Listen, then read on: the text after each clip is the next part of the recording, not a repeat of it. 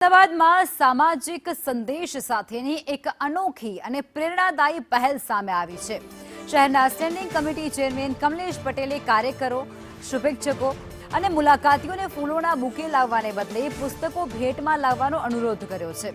Bouquet નહીં, book લઈને આવો અભિયાન દ્વારા તેઓ શિક્ષણને પ્રોત્સાહન આપવાનો પ્રયાસ કરે છે।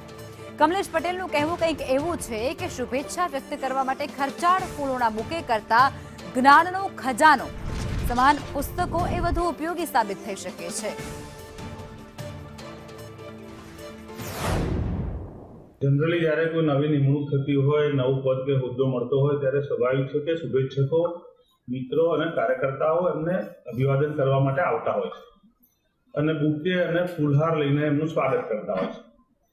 હું પૂર્વ વિસ્તારમાંથી આવું છું ને મારા વિસ્તારની આજુબાજુમાં ઘણા એવા બાળકો હોય છે કે જેમને નોટબુક ચોપડીઓની જરૂર હોય છે। એટલે એ લોકોને નોટબુક અને ચોપડીઓ સરળતાથી મળી રહે તે માટે મારો આગ્રહ હોય છે કે મને મળવા આવે ત્યારે બુકે નહીં પણ બુક લઈ